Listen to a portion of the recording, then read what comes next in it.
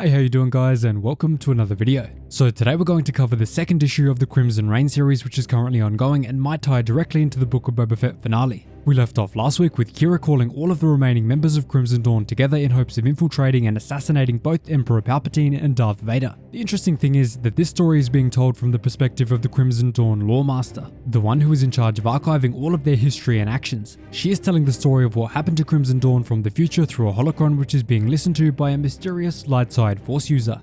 Not to mention, this story brought back Prince Xizor into canon just in time for a possible appearance in the Book of Boba Fett. So let's break down issue 2 of Crimson Reign and how Qi'ra has 11 royal guards brutally assassinated. Remember to hit the subscribe button and bell to be notified as soon as the next issues of Crimson Reign release. So the story begins in the present timeline with the Archivist continuing to tell that mysterious light side force user and his friend about Lady Qi'ra's journey. She tells them that Qi'ra used every tool at her disposal in order to take down the two Sith Lords, including deception. Everything she told the members of Crimson Dawn was just a story designed to rile them up and get them angry so that they would be willing to participate in this coup.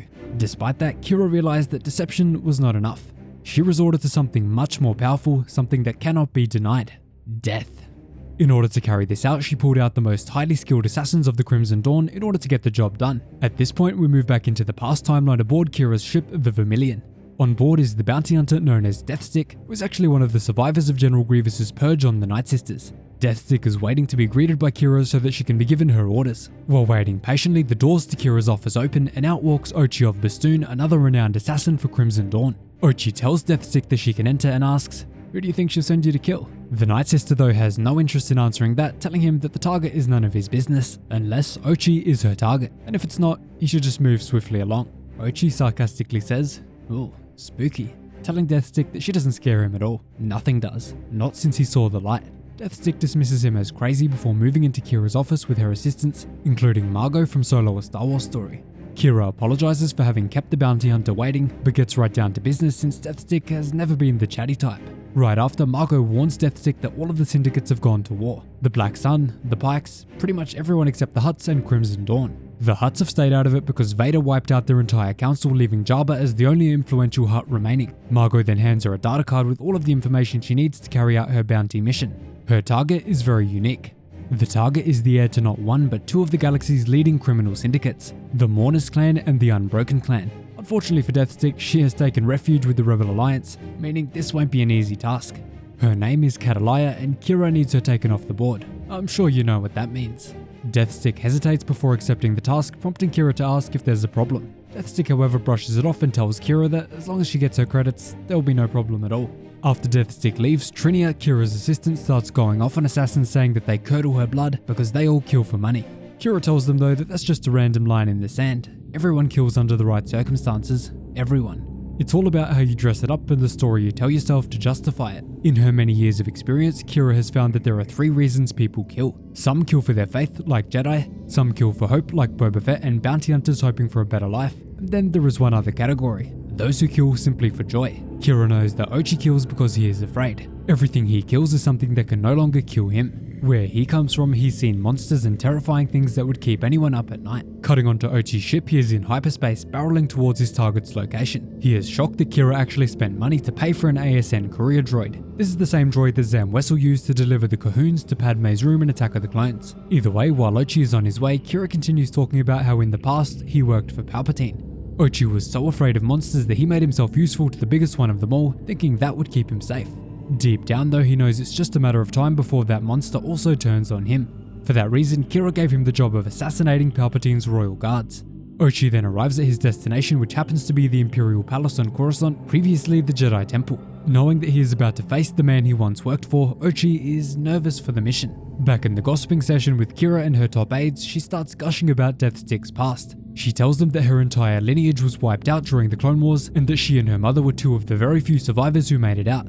Since the very earliest days of her life, she has carried the guilt of being one of the survivors of General Grievous's raid, leading her to turn to the life of an assassin. Deathstick kills because she is completely and utterly alone in this world. She believes that sharing that pain will lessen it, but all that results in is more people hurt.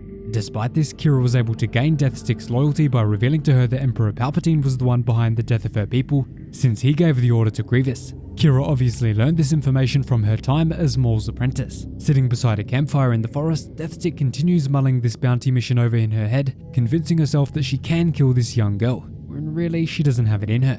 Cutting down to very deep in the Coruscant underworld at level 2658, Ochi enters the shop of a local poisons dealer. Funnily enough, this is the same level where Palpatine brought Anakin to a bar as a young kid. And that's a comic I'll cover very soon if you guys want to see it. The poisons dealer is actually a man named Zlab who comes all the way back from an old Legends novel called Han Solo's Revenge. This one is a very deep cut and it's awesome to see him come back into the canon. After listing off a range of poisons which will help Ochi with his mission, many of which are from Legends, he decides to take all of them since Qi'ra is paying. Very slick, Ochi. Moving back to Deathstick, she has finally located the young girl Targa in the Outer Rim rebel base of Panisia. Now, instead of taking the shot herself, Deathstick tries to take the road which won't destroy her conscience. She calls the Imperial Anti-Terror Watchline and reports the location of the rebel base, hoping the young girl will be killed for her without even taking a single shot. Back on Coruscant, Ochi gives the poison to his droid and sends it off to the Imperial Palace. The droid turns itself invisible and immediately makes it into the living quarters of Palpatine's Royal Guards, the most prestigious soldiers of the Empire. Inside, the Royal Guards are in their standard Imperial uniforms, and two of them are talking about their friend Dee's missing breakfast. Before you break out into laughter, this guy actually featured on a very important mission to Ryloth with Darth Vader and Palpatine in the Lords of the Sith novel, so that's a very nice little canon connection. Regardless, Ochi tells his droid to blast it, but before we see what happens, we cut straight back to the rebel base. The rebels are terrified that the Empire has finally arrived at their base, and they try to move Catalaya into hiding. She's a tough one though and says that she's not helpless, she wants to fight back. Putting her feelings aside, the young crime heir moves into a bunker, but before she can get in, Deathstick arrives.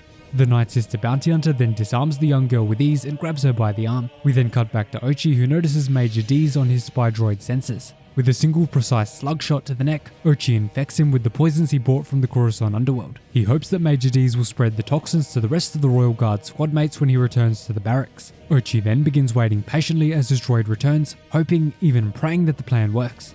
The toxin must spread or he'll be considered an utter failure by Qi'ra. Back in the dressing room for the Emperor's Royal Guards, the men are getting into their outfits and chatting, having no idea what's about to come. They then march onto a nearby transport ready to be taken directly to the Emperor himself. Inside the Emperor's chambers, Masamida begins warning him about the ongoing war between the syndicates and how it shows no sign of slowing down. The red-clad Royal Guards watch on as Palpatine walks forward and is just about to send the fleet out to deal with these power-hungry syndicates when something shocking happens. Every single one of Palpatine's Royal Guards drops to the ground in agony, each dying without a single word. Masamida falls into a panic. They're dead, my lord. Palpatine though responds with a simple, "Yes, Grand Vizier, I can see that." Back aboard Qi'ra's ship, the Vermilion, Deathstick has returned with Catalaya and drops her off with the boss. Deathstick then really shows her true softer side, asking Qi'ra what she's going to do with her.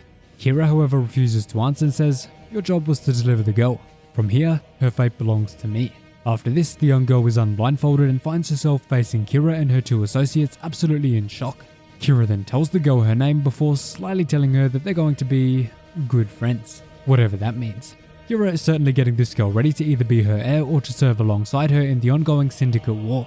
Will we see Qi'ra or maybe even this girl appear in the Book of Boba Fett as the head of a syndicate? Well, we only have one more week to find out. So tell me your thoughts down below on this comic and make sure you subscribe ready for the next issue. Thanks so much for watching, really hope you guys enjoyed the video and are hyped for the next issue. Cheers guys, hope to see you in the next one.